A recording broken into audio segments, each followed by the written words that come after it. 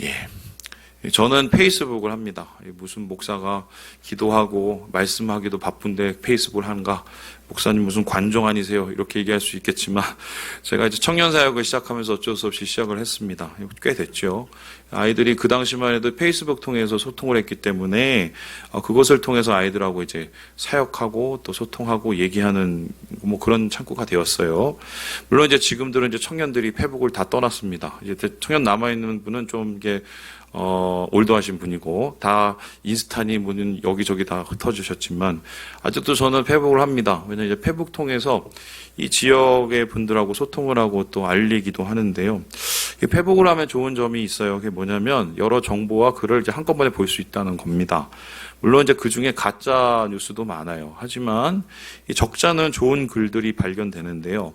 제가 빼놓지 않고 확인하는 글이 있습니다. 이 두 분의 글인데 이 선배 목사님이죠. 한 분은 김동호 목사님, 한 분은 유기성 목사님. 제가 그분들을 참 좋아해요. 그런데 몇 개월 전에 이 유기성 목사님이 한국의 상황을 걱정하시면서 글을 올리셨는데 그 글이 조금 제가 생각하기에는 좀 영향이 있었어요. 우리 함께 그 글을 한번 살펴볼까요? 제가 한번 읽어볼게요. 요즘 나라를 위하여 기도하면 하나됨을 위한 기도가 간절하다. 우리 사회의 분노지수가 위험수위에 달래 있다. 걸핏하면 화를 낸다. 언제라도 폭발할 화약고 같다.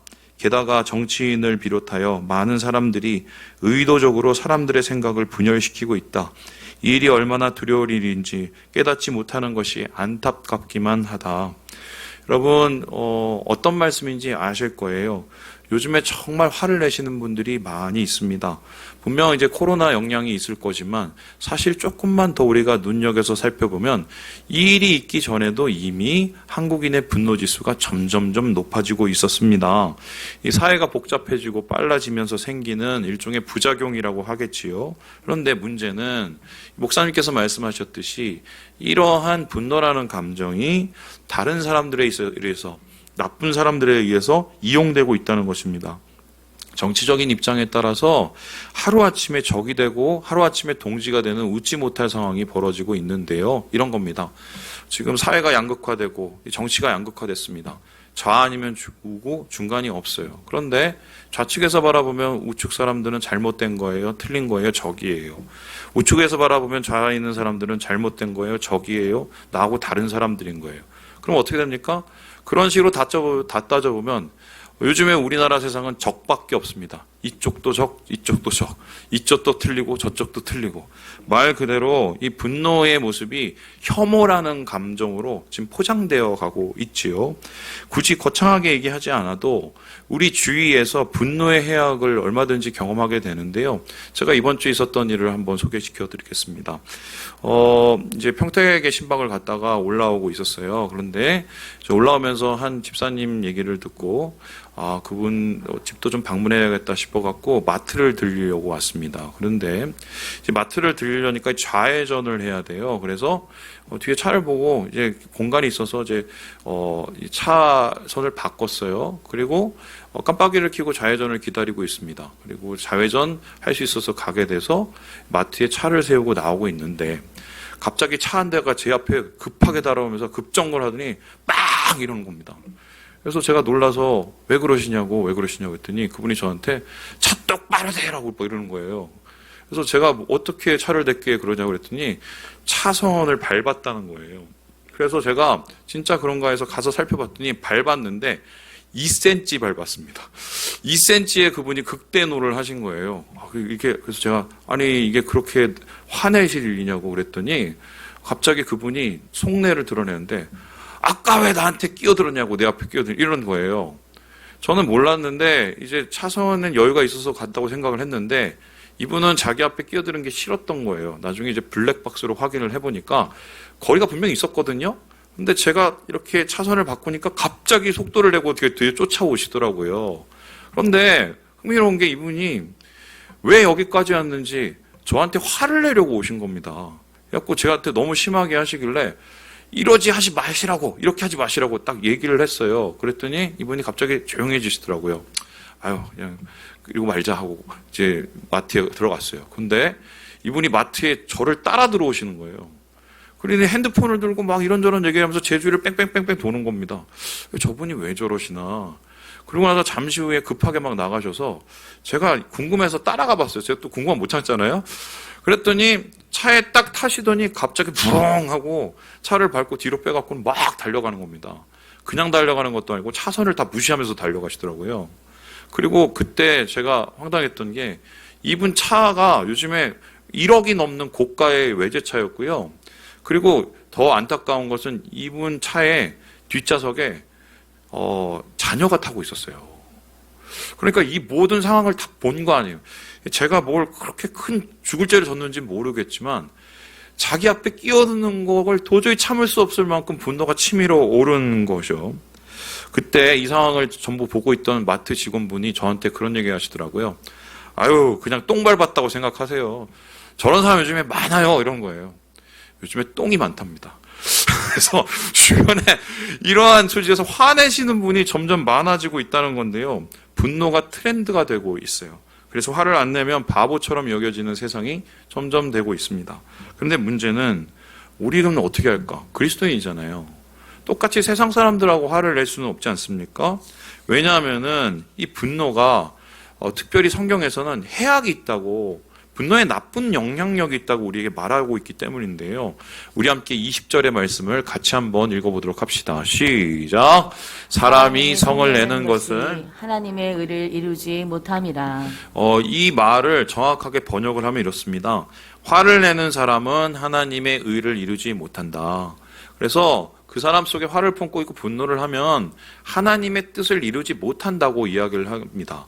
그렇다면 하나님의 뜻이 뭐길래 화내면은, 화를 내는 사람은 그걸 못 이룰까?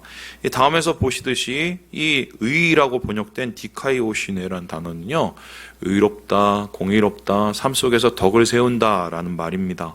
그래서 이 앞에 하나님이라는 말이 있으면은 하나님이 원하시는 것, 하나님이 인정하시는 행위, 다시 말해서 주님의 뜻을 이루는 삶을 말할 때 하나님의 의라고 이야기를 합니다. 그렇다면은 하나님의 뜻이 무엇일까? 하나님이 우리를 통해서 무엇을 이루시기 원하실까? 성경에는 하나님의 뜻을, 의를 여러 가지로 해석하고 설명하고 있지만 가장 대표적으로, 가장 한 단어로 요약을 하면 결국 뭐예요? 사랑입니다. 그래서 예수님께서 십자가에 달리시기 직전까지 뭐라고 했어요? 제자들 보고 서로 사랑하라고 했습니다. 그렇다면 이런 건데요. 우리가 하나님의 의를 이룬다는 것은 사랑하는 것입니다. 하나님 사랑하고 이웃을 사랑하는 것입니다. 그런데 화를 내는 사람은 이 사랑을 이룰 수 있어요? 없어요? 못 내요. 이 디카이오시네라는 단어가 70인역에 가면 구약의 헤세드라는 단어하고 만나는데요. 헤세드라는 단어는 어쩌면은 사랑과 자비와 인내를 뜻하는 단어예요. 그거를 못 이룬다는 것입니다. 왜 그럴까요? 바로 분노가 모든 관계를 파괴하기 때문입니다. 실제로 이제 바울 서신을 살펴보면 이 분노라는 단어와 계속 따라다니는 단어들이 있어요. 그게 뭔지 아세요? 싸움, 다툼, 분열, 당짓기. 이게 분노라는 단어에 항상 따라다닙니다. 그래서요, 이 분노가요, 고대 헬라에서는 이 열정을 뜻하는 말하고 동일했는데, 우리에게 있는 그 열정의 에너지를 하나님 뜻 세우는 사랑하는 일에 쓰지 않고 어떻게 해요? 파괴시키고 힘들게 하고 어렵게 하는, 싸우는 데 사용하고 있다. 이거는 하나님이 원하시지 않는다는 것이지요. 아유, 목사님 그건 아는데 생긴 게 이런 걸 어떡합니까? 저는 좀 이렇게 살게 내비려 두세요. 전 자연스러운 거 좋아합니다. 이렇게 얘기할 수 있어요. 그런데 여러분 좀 힘든 게요. 저도 옛날에 화 엄청 많이 내는 사람이었어요. 지금도 화가 있는데 옛날엔 정말 엄청났습니다. 엄청났어요. 그런데 그때하고 지금하고 비교해보면 달라진 게 하나가 있어요. 뭔지 아세요? 그때는요, 주위에 사람이 없었어요. 그러니까 지금도 주변에 있는 분들 중에서 살펴보면 화를 잘 이기지 못하시는 분들 보면 옆에 사람이 많이 없습니다. 이유는 간단하지요. 그러니까 좀 다가가기 좀 부담되고 불편하니까 그런 이 관계들이 이어지게 되는 건데요. 그래서요, 이러한 분노의 해악 결과를 조금 더 21절에 이 야고보 사도는 더 적나라하게 표현하는데, 이러한 관계에 문제가 생기게 되면 어떤 일이냐? 더러운 것이 나타나고 악이 나타나고, 그리고 하나님의 음성을 들을 수 없는 단절이 된다고 이야기를 하고 있습니다. 그런데 이러한 모든 것은 이 사람들이 과거에 이방인으로 하나님과 관계없을 때 살았던 그 모습인데 화가 나기 시작하면, 분노가 일어나기 시작하면 그 모습으로 다시 돌아가 버리고 만다는 것이에요. 그래서요, 우리는요, 분노를 그냥 내버려 두면 안 됩니다. 화가 난다고 화를 내면 안 돼요. 아유, 역시 목사님 또 오늘 화내지 말라고 하는구나. 그게 아니고요. 분노는 정확하게 확실히 다뤄야 될 감정입니다. 물론 화를 내지 않으면 좋겠지만 어떻게 세상을 그렇게 살겠습니까? 제가 예전에 저희 그 캠퍼스 선교회 활동을 할 때 형님 한 분이 계셨는데 정말 그 형만큼 성격이 좋은 분이 없었어요. 막 힘든 일 있고 어려운 일 화나내서 허허허거리고 맙니다. 근데 어느 날 그 형이요, 한쪽에 이렇게 붕대를 감고 왔어요. 형 왜 그랬어요? 했더니 이 형이 어디 가서 화가 나서 혼자 벽을 치다가 손을 다쳤대요. 그 형님이 그렇다는 게 전 충격적이었는데, 사람은 그 분노에 강한 사람이 세상에 없어요. 그래서 우리는 이 분노에 대해서 고민을 해야 됩니다. 그리스도인이기 때문에 어떻게 그럼 이걸 다뤄야 될까? 이것을 다루기 위해서는 분노를 제대로 알아야 되는데요. 이 분노를 파악하기 위해서는 이 그림이 아마 어울릴 것 같아요. 여러분, 이게 뭡니까? 빙산입니다. 빙산. 얼음산이죠. 근데 이 빙산을 보면은 물 위에 떠 있습니다. 왜 물 위에 떠 있습니까? 빙산이 이 물보다 가볍기 때문이에요. 그런데 보시다시피 저 위에 떠 있는 부분하고 밑에 떠 있는 부분이 좀 크기가 많이 다릅니다. 왜냐하면은 물과 이 빙산의 이 밀도차가 10% 정도밖에 되지 않기 때문에, 만일에 얼음 크기가 100이면 위에 올라온 건 10밖에 안 돼요. 그 밑에 뭐가 있어요? 90이 있습니다. 우리의 분노도 마찬가지입니다. 사람들은 생각할 때 화내고 막 성질내는 모습을 보면 그 모습 위에만 봅니다. 드러나는 것만 봅니다. 그러니까 해결이 안 되는 거예요. 진짜 분노에 대해서 다루기 위해서는 뭐냐면 그 밑에 깔려있는 90%, 이 분노의 밑바닥을 보여야 되는데요. 자, 그러면은 어떻게 하면 분노의 밑바닥을 볼 수 있을까? 우리가 막 화나고 신경질 날 때마다 우리 마음을 해부할 수도 없잖아요. 그래서 이 분노의 밑바닥을 보기 위해서는 좋은 교과서가 필요하는데, 분노에 대해서 가장 많은 예를 담고 있는 좋은 교과서 우리에게 있습니다. 뭔가요? 성경이에요. 성경은 좋은 사람의 이야기만이 담겨 있는 게 아닙니다. 나쁜 사람의 이야기도 많이 담겨 있습니다. 심지어는 좋다가 나쁜 사람, 나쁘다가 좋은 사람 얘기도 많이 담겨져 있어요. 그래서 성경을 살펴보면은 이 성경 속에서 이 분노의 유형들을 발견하게 됩니다. 이 사람이 왜 화가 냈지? 이런 사람 저런 사람을 모으기 시작하면 한 세 유형으로 밝혀지는데요.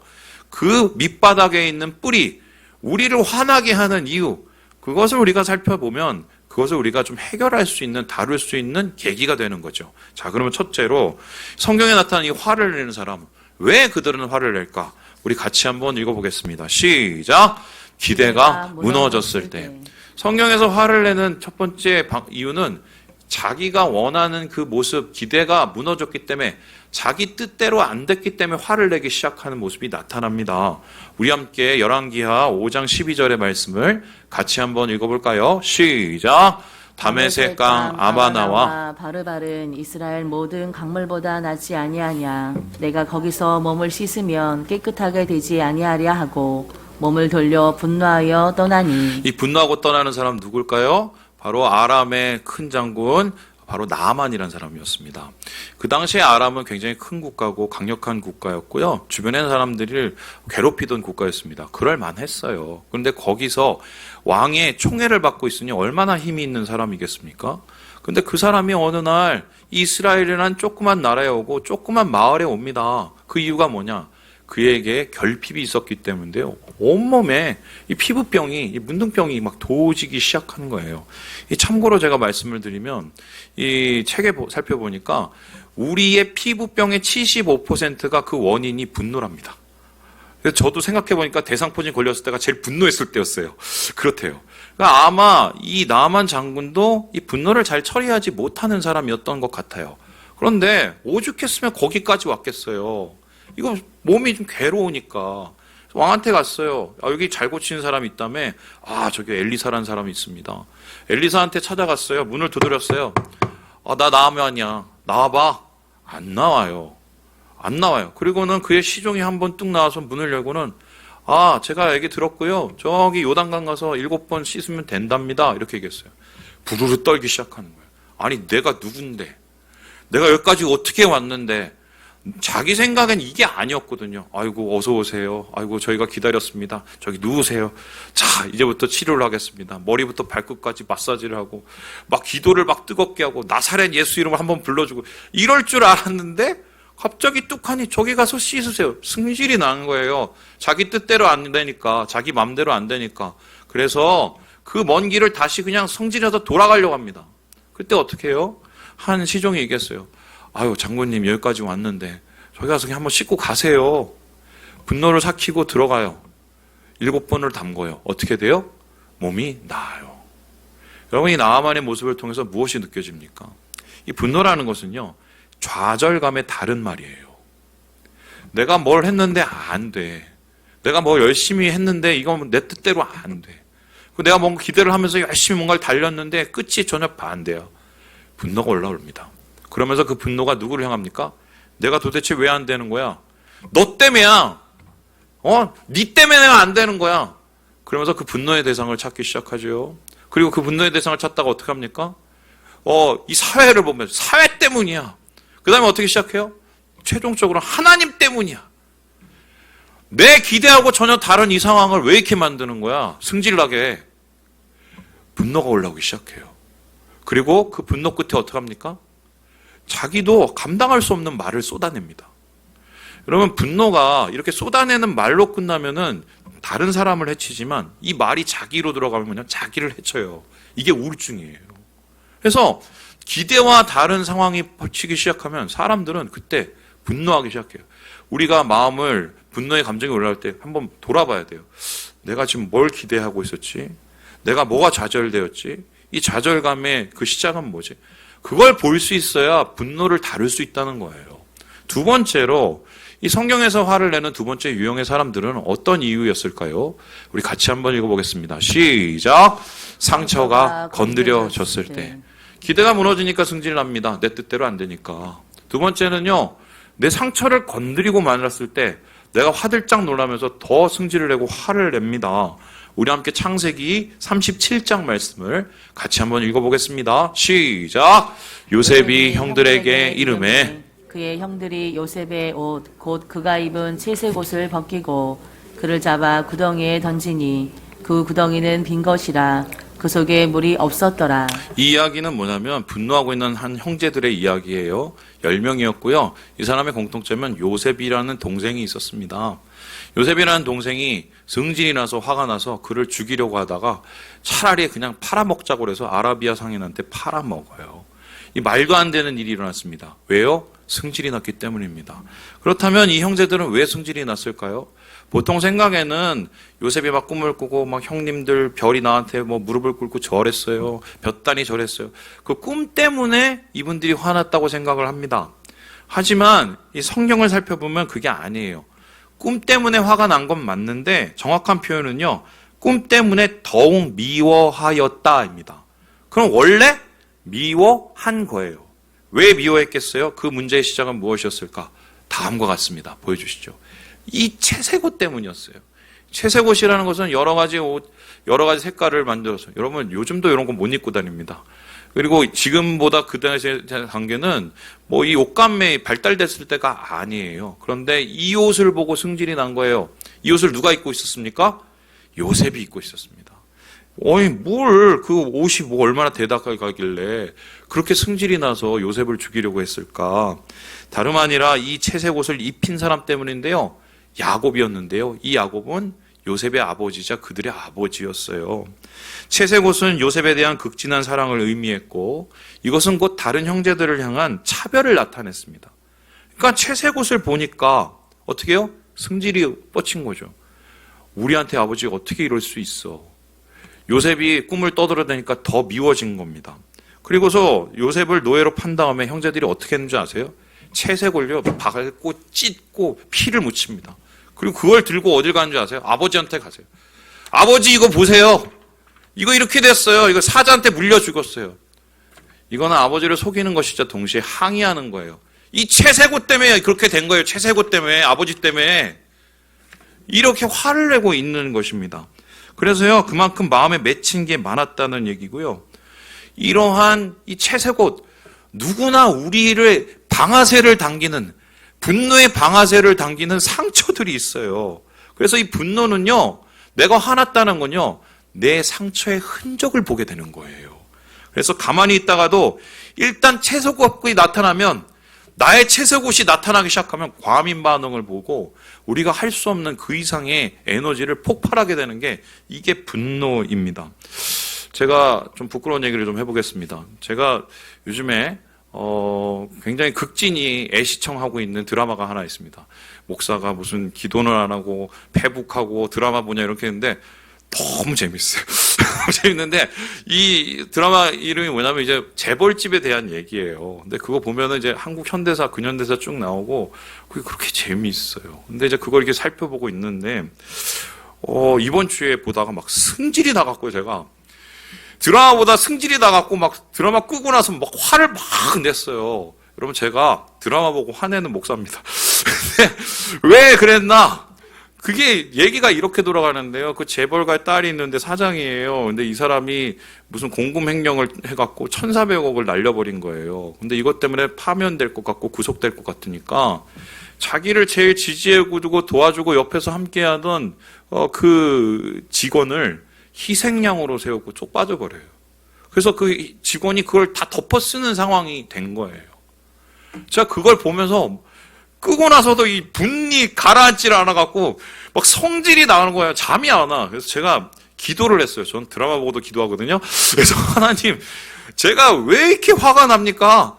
제가 왜 이걸 보고 왜 이렇게 화가 납니까? 제가 기도를 하는데 하나님이 한 가지 떠오르게 하시는 장면이 있었어요. 과거에 제가 한 교회에서 이제 사역을 했었을 때 일인데 그때 이제 목사님께서 말씀하신 거를 제가 이렇게 뭐 이렇게 하던 것이 있었어요. 교회에 좀 문제가 되는 것이었는데 그걸 제가 해결해 드리려고 되게 노력을 많이 했습니다. 그런데 이 문제를 이제 해결하고 뚜껑을 열어보니까 저한테 뜻밖의 일이 일어나고 한마디로 누군가는 책임질 일이 생긴 거예요. 그 책임은 당연히 목사님이 지셔야 되죠. 그런데 목사님이 그 책임을 안 지시고는 갑자기 태도를 바꾸셔서 누구한테 돌렸어요? 저한테 돌렸어요. 그리고는 제가 그 교회를 나왔어요. 그때 저한테 뭐라고 그러셨냐면 이러셨어요. 교회를 위해서 그렇게 하라고. 하나님 나라를 위해서. 제가 그거가 내 마음속에 남아있었던 거예요. 그게 10년이 뭐예요? 거기 15년이 지났는데도 그게 제 마음속에 남아있었던 거예요. 그래서 그 채색옷이 그 드라마에 보인 거예요. 막 뚫고 올라오는 거예요. 그러면서 제 마음속에 어떻게 해요? 막 그 소위 말해서 감당할 수 없는 막 이 상처들이 건드려지고 그것 때문에 폭발하게 되는 거죠. 그래서요, 분노가 우리를 찾아올 때는요, 우리가 한번 살펴봐야 돼요. 내 분노 속에서는 어떤 상처가 있길래 이러지? 내가 왜 이거 보고 내가 이렇게 화를 내지? 그게 아닐 수 있거든요. 근데 그 잠깐의 비슷한 그 모습 때문에 내가 이렇게 영향을 받는다는 거, 우리가 그거를 살피고 구별할 수 있어야 분노를 우리가 다스릴 수 있다는 거예요. 마지막으로 성경에 나오는 이 화를 내는 사람은 왜 그 이유가 무엇이었을까요? 우리 같이 한번 읽어보도록 하겠습니다. 시작! 무시당하고 공격받을 때. 기대가 무너서 내 뜻대로 안 돼 승진이 나요. 상처 건드려지니까 막 올라와요. 그래서 막 내 맘대로 안 돼요. 그리고는 세 번째로 어떻게 합니까? 내가 막 무시를 당해요. 공격을 받아요. 그래서 저 사람이 나를 아무것도 아닌 것처럼 쳐다봐요. 내 자존심이 막 무너져요. 그럴 때 우리는 화를 내기 시작합니다. 우리 함께 창세기 4장 말씀을 같이 한번 읽어보겠습니다. 시작! 가인과 그의 재물은 받지 아니하신지라. 가인이 몹시 분하여 안색이 변하니. 이 창세기 4장은 최초로 분노가 발생된 모습입니다. 이 모습의 분노의 사람은 바로 가인이었습니다. 가인은 그 당시에 장자였어요. 어떻게 보면 아담을 이어받아서 그러한 모든 것을 꾸려나갈 사람이었습니다. 그런데 그가 승질이 났습니다. 화를 났습니다. 그리고는 그 화 때문에 어떻게 합니까? 동생을 돌을 들어서 쳐 죽입니다. 왜 그가 이렇게 화를 냈을까? 이유야 어찌 됐건 간에 그는요, 화난 이유가 한 가지였어요. 무시당했기 때문이에요. 내가 분명히 나도 제사를 드렸는데 내 건 안 받아. 아벨 것만 받아. 하나님이 나 무시해? 이거 저놈 봐라. 저놈이 나하고 뭐가 달라서? 나 기분 나빠. 그리고 내가 어떻게 해요? 아무것도 아닌 것처럼 느껴지는 거예요. 저놈이 내 자리를 뺏을 것 같은 거예요. 불안한 거예요. 그러니까 분노가 막 올라오기 시작한 겁니다. 그래서요, 분노의 다른 말은 뭐냐면요, 불안의 사인이에요. 내 안에 평안이 깨어졌다는 그 사인이고요, 내가 흔들리고 있다는 건데요, 이 분노는 원래 불의에 대한 반응이었다가 이것이 타락하면서 나 중심으로 변하면서 내 자신이 흔들리면, 내 존재가 흔들리면, 내 자존심이 무너지면 사람들은 극대노를 하기 시작을 합니다. 그래서요, 우리는 자존감이 흔들리면 불안해지고, 불안해지면 우리는 분노할 수밖에 없는 그런 존재가 돼버렸어요. 심리학에서는 이런 자존감과 분노에 대한 연관성을 많이 찾는데요. 제가 가끔씩 소개하는 이무석 박사라는 분이요, 이러한 분노와 자존감을 이렇게 해석을 하고 있습니다. 우리 같이 한번 읽어보도록 하지요. 시작! 분노의 심리를 자세히 들여다보면 흥미로운 현상을 발견할 수 있다. 내가 작아져 있는 것이다. 분노의 원인이 무엇이든 나를 작게 느끼게 하기 때문에 분노가 생기는 것이다. 자신을 무시했다고 느낄 수도 있고, 남과 비교해 못났다고 얘기했을 수도 있고, 열등감을 자극했을 수도 있다. 나는 작아지고 반면에 상대는 거인이 되어 있다. 내가 작아진 게 너무 싫은 거예요. 내가 작아진 게 너무 싫은 거예요. 제가 커지는 게 너무 싫은 거예요. 내가 아무것도 아닌 것 같은 게 너무 싫은 거예요. 그래서 다른 사람들과 비교되고 내 존재가 흔들리기 시작하면 사람들은 극단적인 성냄으로 변하게 됩니다. 자, 그렇다면 우린 세 가지를 알아봤어요. 내 뜻대로 안 되니까, 그리고 상처가 건드려지니까, 그리고 내 존재가 막 흔들리니까, 무시당하니까 막 분노를 하기 시작을 합니다. 그렇다면 이러한 분노를 우리가 어떻게 다뤄야 될까? 분노의 감정에 휩싸여서 이 불과 같이 우리의 마음을, 우리의 삶을 태워버리려고 할 때 우리는 어떻게 이것을 잘 다루고 확실히 이것을 처리할 수 있을까? 이에 대해서 오늘 본문은 이렇게 우리에게 그 방법을 제시합니다. 우리 함께 19절의 말씀을 읽어보도록 하지요. 시작!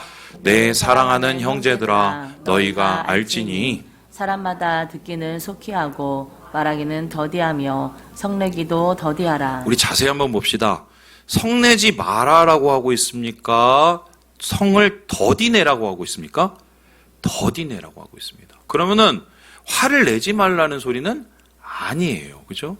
그래서요, 이러한 더디게 하라는 건요, 분노를 모른 척하고 감추는 게 아니라 분노에게 좀 시간을 두라는 거예요. 그래서 시간차를 두라는 거예요. 그래서 그 분노의 시간차를 통해서 우리의 마음이 소화할 수 있는, 우리의 삶이 소화할 수 있는 그 승화의 과정을 거치라고 이야기를 하는데요. 마음의 평화를 위해서 분노 감정을 좀 해석을 하고 상황에 맞춰서 좀 올바르게 사용하기를 바란다. 이렇게 야고보 사도가 우리에게 이야기를 하고 있는 것입니다. 그래서 이것을 조금 더 구체적으로 표현을 하기 시작을 하는데요. 우리 함께 21절을 한번 확인해 볼까요? 시작! 그러므로 모든 더러운 것과 넘치는 악을 내버리고 너희 영혼을 능히 구원할 바 마음에 심어진 말씀을 온유함으로 받으라. 분노를 온유함으로 이겨내라는 거예요. 그렇다면 온유함이라는 것은 멍청하게 화가 나도 아유 좋아요, 얻어맞아도 아유 좋아요, 이게 아니에요. 더디 분노를 내는 거예요. 분노의 시간차가 바로 온유입니다. 화를 내지 않는 것이 아니라 우리의 영혼에 시간을 내어주는 거예요. 여유를 내어주는 게 온유입니다. 그래서 우리의 분노 밑에 무엇이 있는지를 깨닫게 해주는 게 온유예요. 그렇다면 우리가 그 온유의 시간, 영혼의 시간을 통해서 무엇을 봅니까?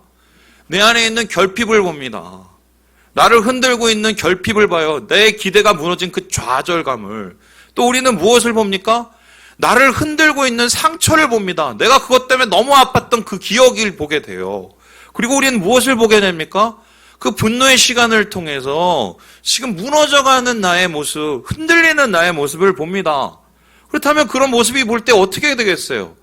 이러한 결핍과 또한 이러한 흔들림과 또한 이러한 상처를 먼저 하나님 앞에 좀 얘기를 해야 돼요. 그래서 분노는요, 소리를 들어 우리의 결핍을, 우리의 아픔을, 우리의 흔들림을 하나님 앞에 예배하라는, 하나님 앞에 올려드리라는 그 외침이에요. 내 영혼이 그렇게 얘기하고 있는 거예요. 너 지금 아파.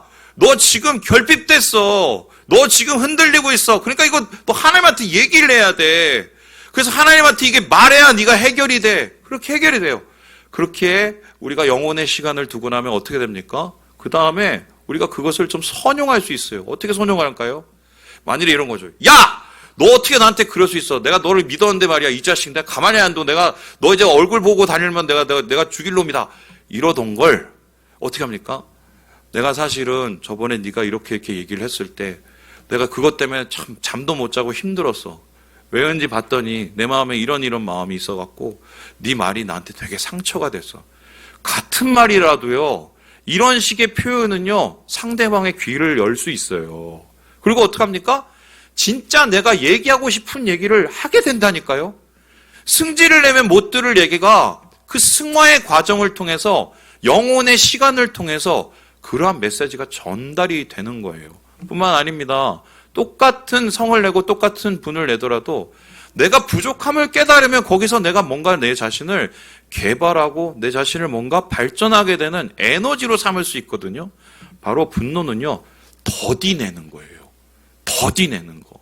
온유함이라는 이 것을 가지고 그것을 소화시켜 나가는 것이 바로 이 분노의 해결점이라고 오늘 말씀이 우리에게 이야기하고 있는 것입니다.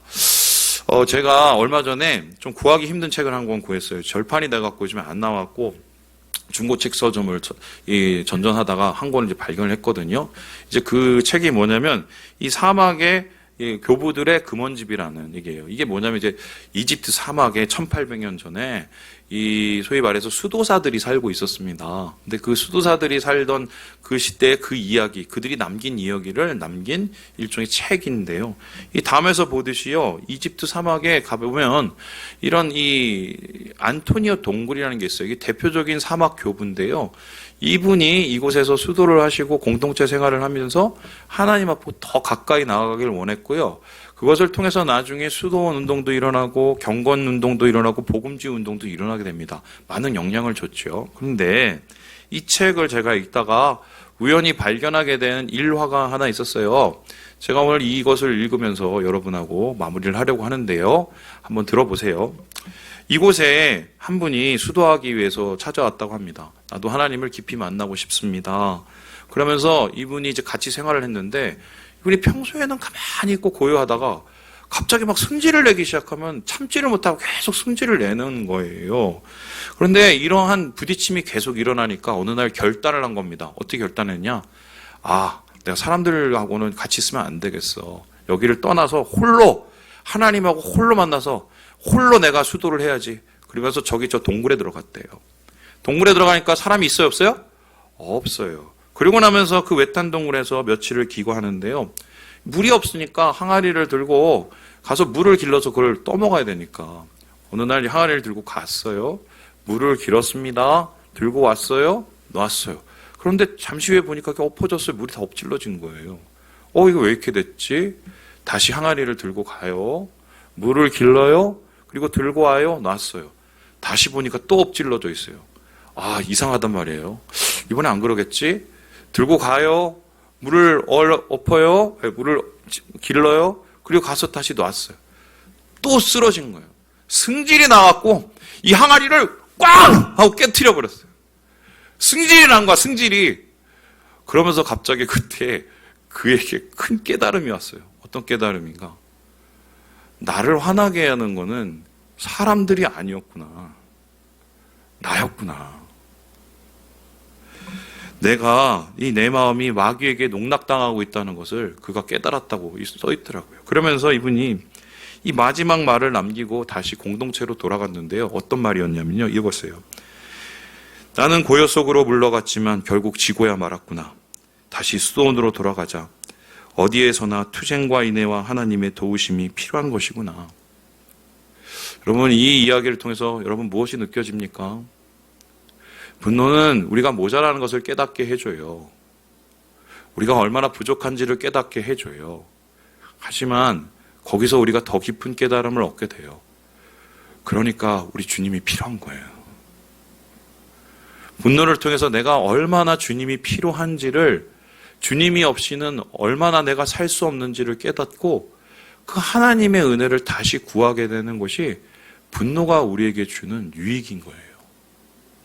말씀을 마칩니다. 우리 사랑하는 형제 자매 여러분, 화나시는 일이 있으세요? 여러분을 성내게 하는 것은 무엇입니까? 오늘 주님께서 이야기하십니다. 그 분노에 있는 밑바닥을 보고 그 모습 그대로 주님 앞에 나와서 하나님의 고치심을 받기를 원하세요. 주의 안에서 그 은혜를 누리시면서 주의 큰 은혜를 누리시는 우리 사랑하는 우리 형제 자매들 되시길 주님의 이름으로 축원합니다. 기도하겠습니다.